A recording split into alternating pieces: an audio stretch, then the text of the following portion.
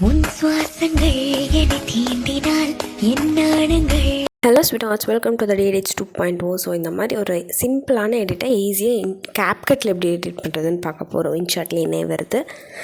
So CapCutோட direct download வந்துட்டு நான் டெலகிராமில் போட்டிருக்கேன். ஸோ டெலகிராம் சேனலில் போய்ட்டு நீங்கள் வந்து டவுன்லோட் பண்ணிக்கோங்க. ஸோ இப்போ பார்த்திங்கன்னா அந்த வெர்ஷன் தான் நான் யூஸ் பண்ணியிருக்கிறது. ஓகேவா? ஸோ VPN மறக்காமல் யூஸ் பண்ணிக்கோங்க. தென் இமேஜஸ், உங்களுக்கு எந்த இமேஜஸ் வேணுமோ அந்த இமேஜஸ் வந்துட்டு நீங்கள் வந்து செலக்ட் பண்ணிக்கோங்க. இமேஜஸ் செலக்ட் ஆட் பண்ணிக்கோங்க. தென் ஆடியோ போய்ட்டு நான் வந்து எக்ஸ்ட்ராக்ட் பண்ணிக்கிறேன். வீடியோலேருந்து ஆடியோ எக்ஸ்ட்ராக்ட் பண்ணிக்கிறேன். ஸோ இது வரல நீங்கள் ஸ்கிப் பண்ணுறேன்னா பண்ணிக்கோங்க. தென் பீட் மார்க் நம்ம வந்துட்டு ஆட் பண்ண போகிறோம். ஆடியோ செலக்ட் பண்ணிவிட்டு இப்போ வந்து நான் வந்து சின்னதாக எனக்கு ஸ்டார்டிங் தேவையில்லாத போர்ஷன் இருந்தது. ஸோ அதை வந்துட்டு நான் ஸ்ப்ளிட் பண்ணி டெலீட் பண்ணிட்டேன். ஸோ ஆடியோ செலக்ட் பண்ணிங்கன்னா பீட்ஸ்னு ஒரு ஆப்ஷன் வரும், அதை செலக்ட் பண்ணிக்கோங்க. ப்ளே பண்ண விட்டு ஆட் பீட் ப்ளஸ் இருக்கா, ஸோ அதை செலக்ட் பண்ணிக்கோங்க. மேலே ப்ளே பண்ண விட்டதுக்கப்புறம் தான் நீங்கள் கொடுக்கணும். ஓகேவா? ஸோ எந்த இடத்துல எல்லாம் பீட் மார்க் வேணுமோ அந்த இடத்துல போட்டுக்கோங்க. பீட் மார்க் வந்துட்டு நம்ம வந்து கரெக்டாக அந்த டைமுக்குள்ளே இமேஜ் அண்டு லிரிக் கரெக்டாக செட் பண்ணுறக்காக தான் நம்ம பீட் மார்க் ஆட் பண்ணுறோம். ஸோ பீட் மார்க்குக்கு தேவையில்லாத ஆடியோவை நான் வந்துட்டு ஸ்ப்ளிட் பண்ணி டெலீட் பண்ணிக்கிறேன். இப்போ வந்து இமேஜை வந்து கரெக்டாக அந்த பீட் மார்க்குக்கு ஏற்ற மாதிரி நம்ம வந்து செட் பண்ணி வைக்க போகிறோம். ஆடியோ வந்துட்டு ஃபேட் அவுட் போயிட்டு நான் அது ஒரு 2 செகண்ட்ஸ் பக்கமாக மட்டும் வச்சுக்கிறேன். ஸோ முடிகிறப்ப அப்படியே ஃபேட் ஆகி முடிகிற மாதிரி இருக்கும். அதுக்காக, ஏன்னா அந்த சாங் பார்த்திங்கன்னா நடுவிலே முடிகிறதுனால நல்லா இருக்காது, அதுக்காக. இப்போ வந்து நான் அந்த பீட் மார்க்குக்கு ஏற்ற மாதிரி இமேஜை வந்து கரெக்டாக வந்து வச்சுக்கிறேன். ஏன்னா நம்ம வந்து லிரிக்கை வந்து அப்படி தான் சேஞ்ச் பண்ண போகிறோம். ஸோ லிரிக் எங்கெல்லாம் சேஞ்ச் பண்ண போகிறோமோ அதுக்கேற்ற மாதிரி இமேஜையும் வந்துட்டு நான் வந்து இந்த மாதிரி ட்ராக் பண்ணி வச்சுக்கிறேன். வச்சதுக்கப்புறம் ட்ரான்சிஷன். ஸோ ட்ரான்சிஷன் பார்த்திங்கன்னா கேமராவில் ஸ்டார்டிங்லேயே ஷேக்னு ஒரு ஆப்ஷன் இருக்கும், அதுதான். தென் கீழே பாருங்கள் அப்ளை டு ஆல்னு இருக்கா. ஸோ அது வந்து செலக்ட் பண்ணிட்டிங்கன்னா எல்லாமே அப்படியே வந்துடும். ஸோ ட்ரான்சிஷனுங்கிறது அந்த 2 இமேஜுக்கு நடுவில் பாருங்கள் இந்த ஒயிட் கலரில் ஒரு இது இருக்கா, அதுதான். ஸோ தென் ரேஷியோ, இமேஜஸ் எல்லாம் 9:16 ரேஷியோவில் இருக்கான்னு பார்த்துக்கோங்க. அதுக்கு முன்னாடி ஆஸ்பெக்ட் ரேஷியோ, அதாவது மெயின் இதில் வாங்க, இதில் பாருங்கள் ஆஸ்பெக்ட் ரேஷியோன்னு ஒன்று இருக்கும். அதுதான் வந்துட்டு நம்ம மெயின் வீடியோவோட ரேஷியோ. ஸோ நிறைய பேர் நம்ம இமேஜ் ஆட் பண்ணுறப்போ ஃபர்ஸ்ட் இமேஜ் எந்த ரேஷியோவில் இருக்கோ அந்த ரேஷியோவில் தான் உங்களுக்கு வந்து வீடியோ வந்து க்ரியேட் ஆகும். அதனால் ஃபர்ஸ்ட் இந்த ஆஸ்பெக்ட் ரேஷியோவில் போய்ட்டு 9:16 ரேஷியோ வச்சுக்கோங்க. ஸோ இதே மாதிரி எல்லா இமேஜஸையும் கரெக்டாக 9:16 ரேஷியோவில் வர மாதிரி வச்சுட்டு நீங்கள் வந்து அடுத்ததுக்கு போய்க்கோங்க. தென் இப்போ நம்ம வந்து ஒப்பாசிட்டி வந்து ரெடியூஸ் பண்ண போகிறோம். அதே இமேஜ் செலக்ட் பண்ணி கடைசியில் வந்தீங்கன்னா ஒப்பாசிட்டி ஆப்ஷன் இருக்கும், அது செலக்ட் பண்ணி இந்த மாதிரி ரெடியூஸ் பண்ணிக்கோங்க. ஸோ இதே மாதிரி எல்லா இமேஜஸ்க்கும் நீங்கள் ஒப்பாசிட்டி வந்துட்டு ரெடியூஸ் பண்ணிக்கோங்க.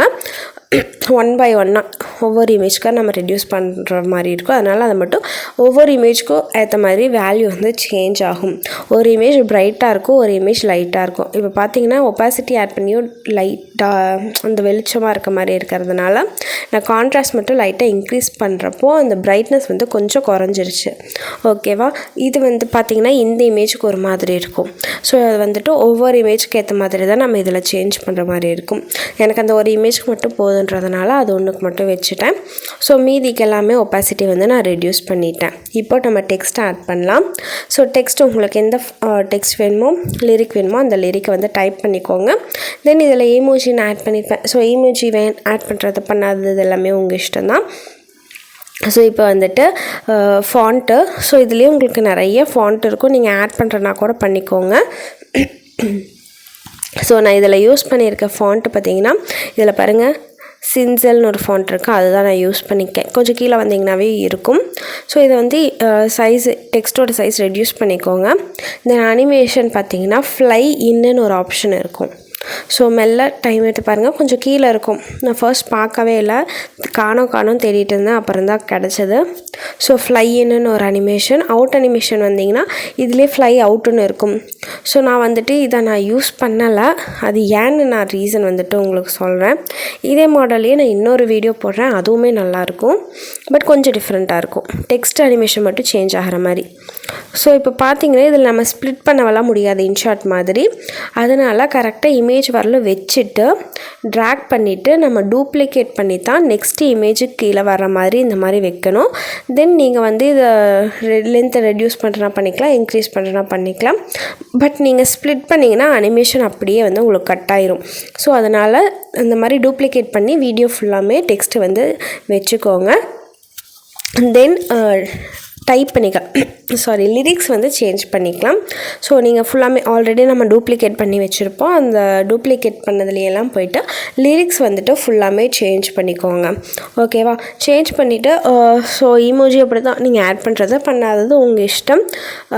ஸோ இந்த சேஞ்சஸ் எல்லாம் பண்ணதுக்கப்புறம் நம்ம என்ன பண்ண போகிறோன்னா ஒரு அவுட் அனிமேஷன் வந்து நான் ஃப்ளை அவுட் வந்து யூஸ் பண்ணியிருப்பேன். பட் அது எனக்கு செட் ஆகாதனால அனிமேஷனில் வந்துட்டு இந்த ஃப்ளை அவுட்டுன்னு இருக்க அனிமேஷன் வந்து எல்லாமே நான் வந்து எடுத்திருப்பேன்.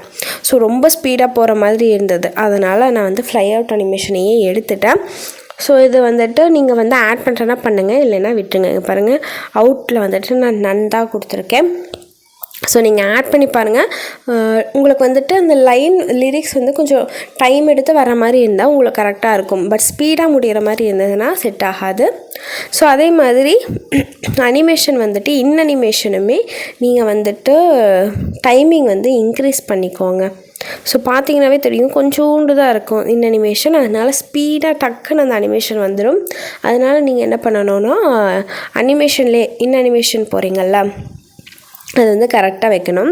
ஸோ அதுக்கு முன்னாடி நான் டெக்ஸ்ட்டை வந்துட்டு இந்த பிளேஸ் மட்டும் சேஞ்ச் பண்ணி வச்சுக்கிறேன். ஸோ இது நீங்கள் ஒரே பிளேஸில் வைக்கணும், சென்டரில் வைக்கிறனா வச்சுக்கோங்க. உங்களுக்கு எந்த இடத்துல பிடிச்சிருக்கோ நீங்கள் அந்த இடத்துல வைக்கிறனா வச்சுக்கோங்க. நான் சேஞ்ச் மட்டும் பண்ணிட்டேன். இப்போ நான் டைமிங் மட்டும் இன்க்ரீஸ் பண்ணிக்கிறேன். முடிஞ்ச அளவுக்கு 0.8 0.9 1 செகண்ட் கூட கொடுங்க.